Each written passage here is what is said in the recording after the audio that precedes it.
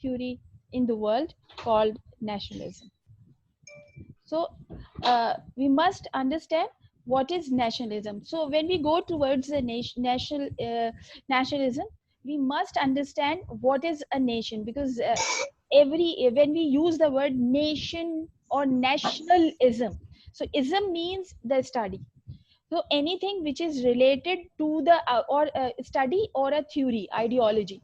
So nationalism means nation ki ideology या nation की theory. So nationalism, so जैसे मैंने आपसे कहा कि we must understand first what is nation, then we can better understand what is a nationalism. Nation by itself is a very confusing word in the world, because it has it has a different origin, different meaning, and it is used differently in the world. For example, हम यहाँ पर कुछ चीजें पढ़ेंगे, जैसे it has a Latin origin, and it derived from the word natio, and natio convert into the nasci, and then nasci, the word nasci,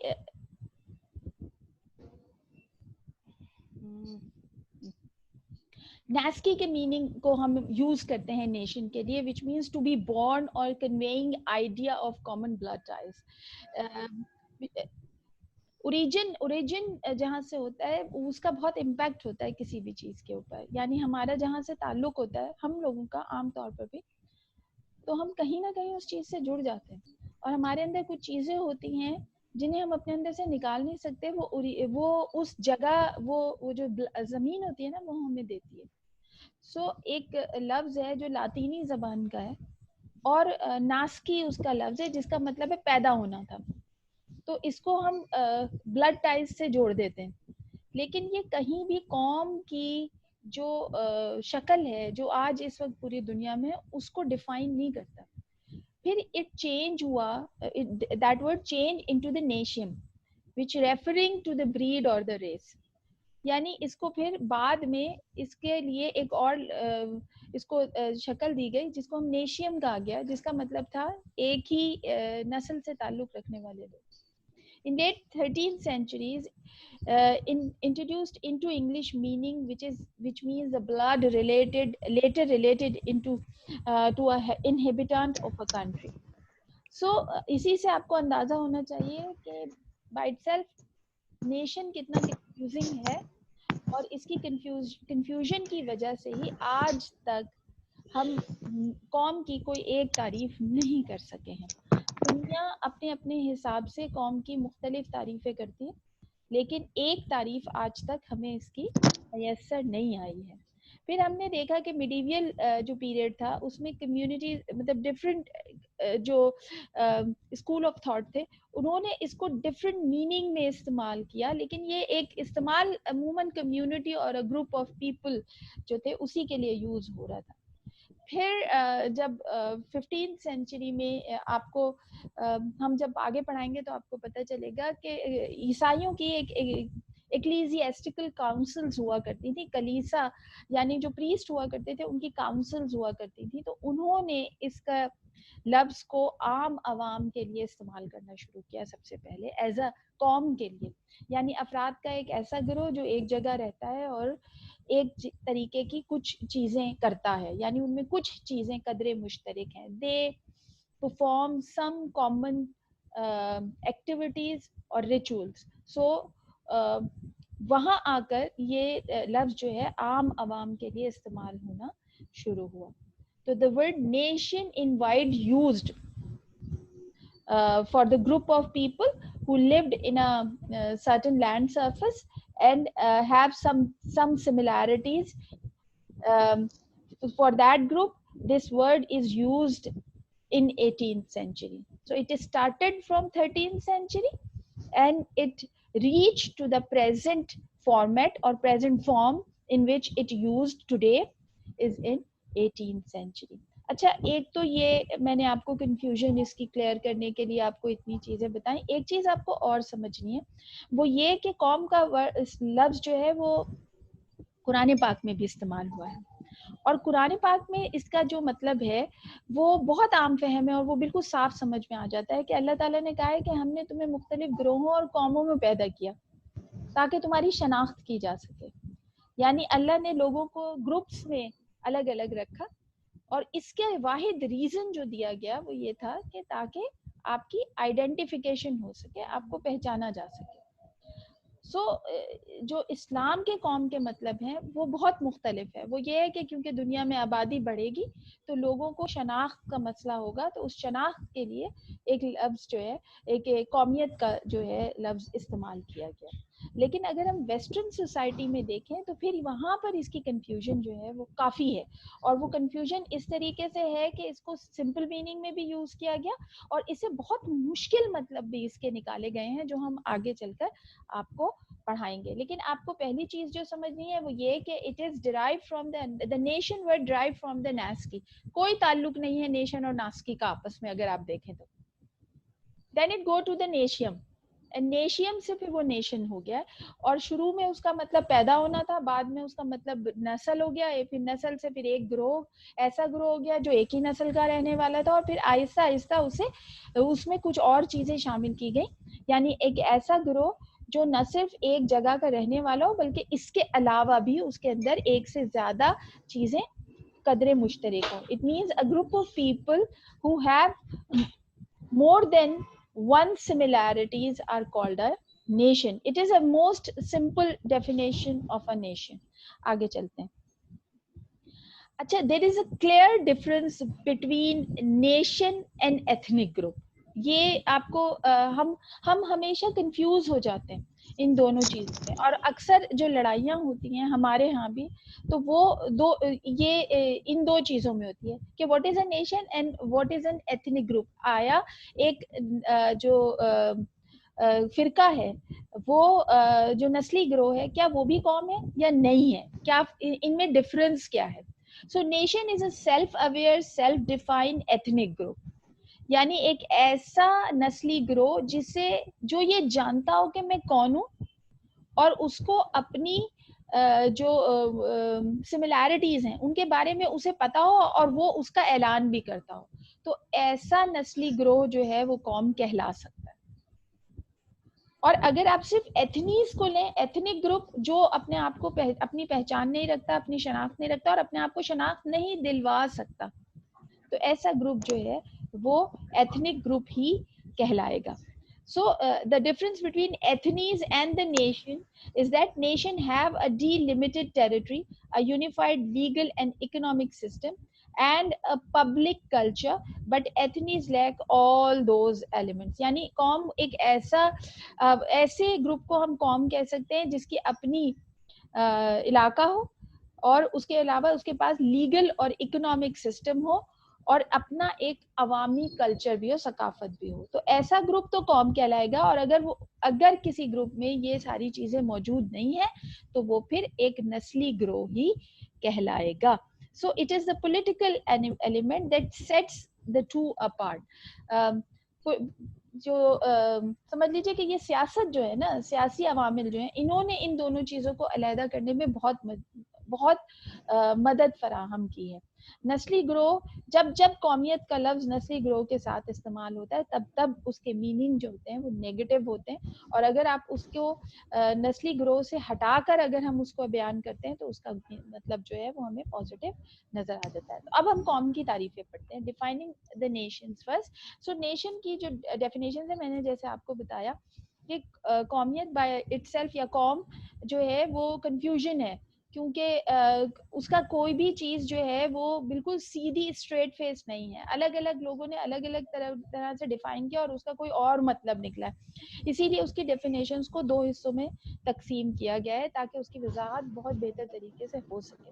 So when we divide the definitions of nation, so we can divide it into objective and subjective definition.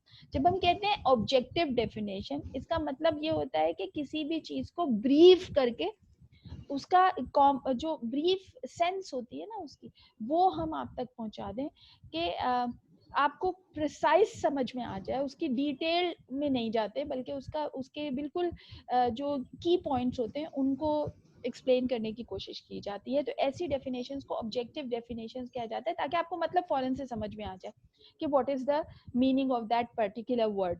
So according to the objective definition, language, ethnicity, religion, territory, common history, shared descent, ancestry, kingship جس میں شامل ہے, and the common culture. So any group of people who share the language, who had the same language, same ethnicity, or same religion, same territory, or a common history, or they can share their heritage or ancestry with it, they also can be share their common culture. اگر ان میں سے 4 چیزیں کسی ایک group میں ہیں, یعنی they have the same language, same ethnic group, and they belongs to the same ethnic group, they have same religion, and they born on same territory, they can be a one nation. تو یہ بہت ساری چیزیں ہم نے اس کے اندر جو آبجیکٹیو ڈیفینیشن ہے اس میں ایکسپلین کی ہیں, بتائیے آپ کو کہ یہ چیزیں ہونی چاہیے. اچھا, یہ سب ہونا ضروری نہیں ہے, یہ یاد رکھیے. ان میں سے کوئی 4 ایلیمنٹ اگر کسی ایک گروپ میں ہوتے ہیں تو ایسا گروپ ایک قوم کہلا سکتا ہے. For example, historically constituted stable community of people formed on the basis of a common language, territory, economic life, and psychological makeup manifested in a common culture, said by Stalin. Stalin کون ہے آپ جانتے ہیں, Joseph Stalin. دنیا میں ایک ہی Stalin مشہور ہیں, جوزف اسٹالن, سوویت یونین کے. مطلب یہ ایسا نہیں ہو سکتا کہ کل لوگ ایک جگہ جمع ہوں اور آج انہیں ایک قوم تسلیم کر لیا جائے. اس کا مطلب ہے کہ ان کو ہسٹوریکلی ایک ہی فارم میں رہنا پڑے گا, تب کہیں جا کے 100-200 سال بعد جا کے انہیں ایک قوم کے طور پر جو ہے آئیڈینٹیفائی کیا جائے گا. سو سب سے پہلے ان کا ہسٹوریکلی کانسٹیٹیوٹیڈ اسٹیبل فارمیشن ہونا چاہیے, نمبر 1. دین ان کی جو بیسز ہوں, ان کی فارمیشن کے جو بیسز ہوں وہ کس سے ریلیٹڈ ہوں, وہ ان کی کامن لینگویج ہونی چاہیے, وہ ان کی کامن ٹیریٹری ہونی چاہیے, وہ ان کی کامن اکنامک لائف ہونی چاہیے, and with that they must have a common culture. Culture آپ جانتے ہیں, the lifestyle which we shared or which we used in our daily routine life, that is from that we made our common culture. For example, ہم دیکھتے ہیں کہ پاکستان میں ایک سے زیادہ قومیتیں آباد ہیں, اور ان کی پہچان جو ہے وہ ان کے کلچر سے ہوتی ہے, کیونکہ باقی سب چیزیں اگر دیکھیں تو ہماری کافی ایک دوسرے سے ملتی ہیں. تو جیسے اگر ہم پنجاب کی بات کریں تو ہمارا پنجاب کا اگر آپ دیکھیں تو کھانا تقریباً ایک طریقے کا ہوتا ہے, لباس کا اسٹائل تقریباً ایک طریقے کا ہوتا ہے, اور زبان فرق ہے, اور زبان کے ساتھ ساتھ ثقافت فرق ہے. تو وہ جو ملنے جلنے کا طریقہ اور وہ سب چیزیں فرق ہے, تو اس سے ان کی شناخت ہوتی ہے کہ they are different from the Sindhi people, or they are different from the Pakhtun people or a Baloch people or Gilgit people. تو ان کے جو وہ جو ڈفرینشیٹنگ پوائنٹ ہے اس کے اندر کامن کلچر کا ہونا, وہ جو ایک ثقافت ہے وہ آپ کو فوراً ہی دوسرے سے علیحدہ کر دیتی ہے. تو اسٹالن نے جو اس کی بریف ڈیفینیشن کی اس میں انہوں نے اس چیز کو کلیئر کیا کہ ہسٹوریکلی ڈیولپمنٹ ہونا چاہیے, یعنی یہ کہ جب وہ ایک جگہ رہنا شروع کریں یا تو ان کی ایک سے زیادہ نسلیں ان تمام چیزوں کو, یا وہ جو ان کے قدرے مشترک ہیں, سملیرٹیز ہیں, ان کو ضرور رکھیں. اسی صورت میں انہیں ایک قوم کی حیثیت میں تسلیم کیا جا سکتا ہے. اب آ جاتے ہیں اس کی سبجیکٹیو ڈیفینیشن. جو موضوعی ڈیفینیشنز ہوتی ہیں ان کے اندر ایک سے زیادہ چیزوں کو شامل کیا جاتا ہے, اور ان کے اندر یا آپ اس کو یہ بھی کہہ سکتے ہیں کہ these are the extended definitions of the nation. So اس کے اندر جو چیزیں شامل کی گئی ہیں ان کے علاوہ, دیکھیے جو شروع میں آپ کو آبجیکٹیو ڈیفینیشن میں جن ایلیمنٹس کا ذکر کیا ہے وہ بھی ہوں گی, اس کے علاوہ solidarity, self awareness, loyalty and the collective will. For example, رینون نے کہا کہ a soul, a spiritual principle اگر ہوگا, مطلب آپ کی روح کو جڑا ہوا ہونا چاہیے تو ہی آپ ایک قوم بن سکتے ہیں. اسی طرح میکس ویبر نے کہا کہ a community of sentiments which would adequately manifest itself in a state of its own.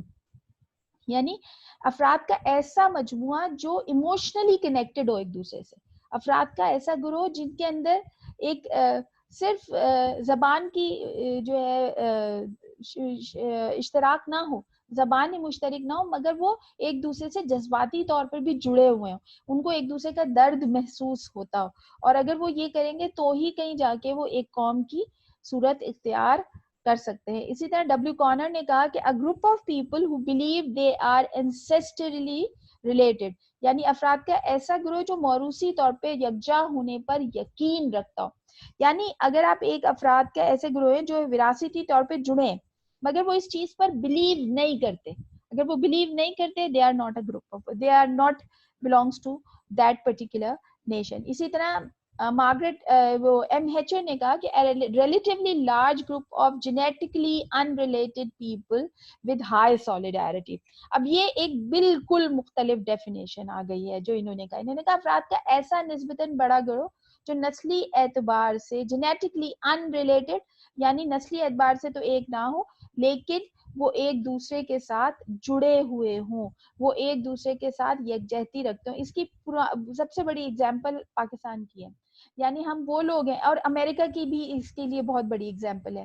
Americans کو اگر ہم پاکستان سے بڑی اگزامپل اب امریکہ کی لی جا سکتی ہے کہ وہاں پر جتنے لوگ ہیں وہ جینیٹکلی ایک دوسرے سے نہیں جڑے ہوئے. کسی کا جرمن اوریجن ہے, کسی کا اٹالین اوریجن ہے, کسی کا اسپینش اوریجن ہے, کسی کا برٹش اوریجن ہے. برٹش میں بھی پھر وہ ایک خاص علاقے کے ہیں, تو کوئی یارکشائرن ہے, کوئی سیسیکس کے ہیں, کوئی کہیں کے ہیں, الگ الگ ہیں. پھر بلیک ہے وہ الگ ہے. اب یہ تمام پھر انڈینز ہیں, پاکستانیز ہیں, عربز ہیں, چائنیز ہیں, کہاں کہاں کے لوگ ہیں, بٹ وہ کیونکہ وہ ایک جگہ رہتے ہیں, for that matter they are a one nation called American nation. ہم اس پر بحث بعد میں کریں گے کہ وہ اب آج کل جو مسئلہ چل رہا ہے, لیکن اگر آپ ان کامن وے اگر آپ اس کو شامل کریں تو آپ کو پتہ چلے گا کہ they are a one nation, اور اس میں ان کا کوئی بھی وہ جو ٹیریٹوریل انٹیگریٹی ہے نا وہ پیچھے سے اینسیسٹرلی نہیں ہے, ہسٹوریکلی نہیں ہے. وہ اپنا ملک چھوڑ کے آئے, وہاں رہے, پھر ان کی وہاں پہ نسلیں بڑی ہوئی اور وہ سب جو ہے اس کو اپنا ملک مانتے ہیں, اور کیونکہ ان کی سولیڈیرٹی ہے اس سے وہ یکجہتی سے جڑے ہوئے ہیں, اس لیے وہ ایک نیشن ہے. یہ ایم ہیچر نے کہی. پھر بینڈیکٹ اینڈرسن کی جو ڈیفینیشن ہے وہ آج کل کے جو نیشنز ہیں ان کے اوپر بالکل فٹ بیٹھتی ہے, اور انہوں نے بہت بڑا ریولوشنری ان کی جو ہے یہ ڈیفینیشن کو مانا بھی جاتا ہے. A nation is an imagined political community and imagined as both inherently limited and sovereign. یعنی انہوں نے اس چیز کو کہا کہ یہ بیسکلی ایک قوم آپ اس وقت ہوتے ہیں جب آپ اپنے آپ کو ایک قوم تصور کرتے ہیں. اب چاہے آپ وراثتی طور پہ پیدا ہوئے ہوں تب, یا چاہے آپ نہ پیدا ہوئے ہوں, وراثت آپ کا ورثہ ایک جیسا ہے یا نہیں ہے, اگر آپ یہ امیجن کرتے ہیں کہ that you are a part of that nation, only then you can be the part of that nation. Then Ernest Gleaner جو ہے انہوں نے ڈیفینیشن نہیں دی, مگر ارنسٹ گلینر کو نیشنلزم کا سب سے بڑا تھنکر, ماڈرن تھنکر مانا جاتا ہے. تو انہوں نے صرف اور صرف یہ وضاحت کی کہ nations can be defined only in terms of the age of nationalism. انہوں نے کہا بھائی آپ قوم کو صرف قوم پرستی کے ذریعے ہی واضح کر سکتے ہیں. It is impossible that you define nation without defining nationalism. یعنی آپ اس کی آئیڈیالوجی بتائیں گے تب ہی آپ ایک قوم کو واضح کر سکتے ہیں, ادروائز اتنی کنفیوژن ہے کیونکہ بہت سارے ایلیمنٹ جڑتے ہیں. جیسے میں نے آپ کو ابھی امریکہ کی اگزامپل دی, اگر آپ دیکھیں گے وہاں پر تو پوری دنیا کے لوگ, امریکہ کو کہا ہی یہ جاتا ہے لینڈ آف امیگرینٹس, یعنی پناہ گزینوں کا ملک, ایسے لوگوں کا ملک جو دوسرے ملک سے آئے اور اس جگہ آ کر آباد ہو گئے اور اب وہ ایک قوم بن گئے ہیں, اور ان کو امریکن نیشن کہلاتے ہیں, اور وہ ہیں بھی, اس میں کوئی شک بھی نہیں ہے. اور چاہے وہ گورے اور کالے میں آج کل ان میں لڑائی چل رہی ہے, لیکن اب ان سب چیزوں کو اگر ہٹا کر دیکھیں تو آپ دیکھیں گے کہ شاید وہ دنیا کی سب سے پراسپرس نیشن کے طور پر وہ دنیا میں پہچانے گئے ہیں, باوجود اس کے کہ وہ کامن کلچر نہیں رکھتے, وہ کامن فوڈ ہیبٹس ان کی ایک جیسی نہیں ہے, ان کا لائف سٹائل ایک جیسا نہیں ہے, ان کا صرف انگریزی وہ ایک بولتے ہیں اور اپنے آپ کو امریکی مانتے ہیں.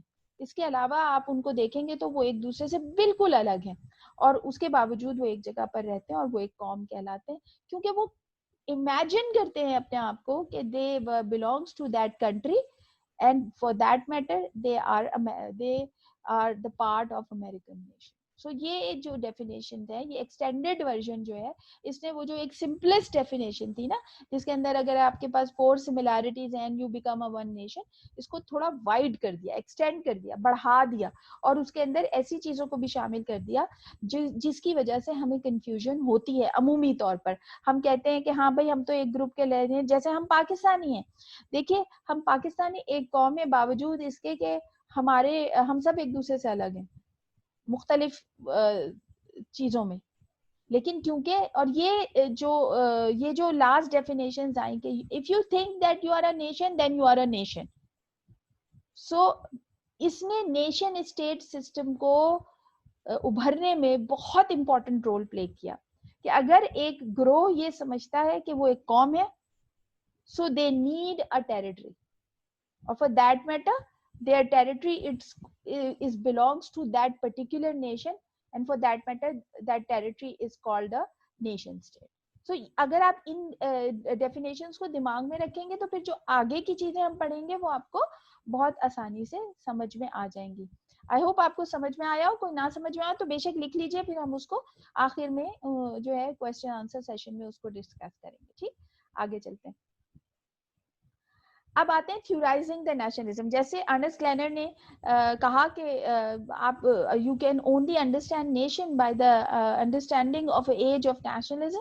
سو he is the most modern thinker and he rise in 1960s. His book named Nation and Nationalism. مشکل کتابیں پڑھنے میں, لیکن یہ کہ بہرحال اس سے بہت ساری چیزیں حاصل ہوتی ہیں. سو نیشنلزم کا جو ماڈرن فینومینا ہے جو آج ہمیں سمجھ آتا ہے, یا 17 سینچری کے بعد جو نیشنلزم پوری دنیا میں پھیلا, اس کو شاید سب سے بہتر طور پر ارنسٹ گلینر نے ایکسپلین کیا. اور دنیا کے جو بہت زیادہ جو اکثر مفکرین ہیں ان کا یہ خیال ہے کہ نیشنلزم جو آج کل کا جو نیشنلزم ہے جس کی بنیاد پہ نیشن اسٹیٹ سسٹم بنا, وہ ایک ماڈرن فینومینا ہے. It is not an ancient phenomena. یہ کہیں ہمیں گریس سے حاصل نہیں ہوا, یہ رومن سے نہیں حاصل ہوا, بلکہ یہ 17 سینچری میں یورپ میں اس کا وجود, یورپ میں یہ سامنے آیا اور اس کے ذریعے جو ہے وہ پھر یہ آہستہ آہستہ جو ہے وہ پھیلتا چلا گیا. اور پھر اس کا جو ایک عروج ہے جس کے ذریعے یہ پوری دنیا میں, وہ 18 سینچری میں ہوا جب ناردرن امریکہ اور ویسٹرن یورپ نے اس کو جو ہے ایکسیپٹ کیا, اور اس کے ذریعے پھر انہوں نے اپنی اسٹیٹس کو نیشنلزم کی بنیاد پہ آرگنائز کرنا شروع کیا. اب what is nationalism? According to Ernest Gleiner, a principle which holds that the political and national unit should be congruent.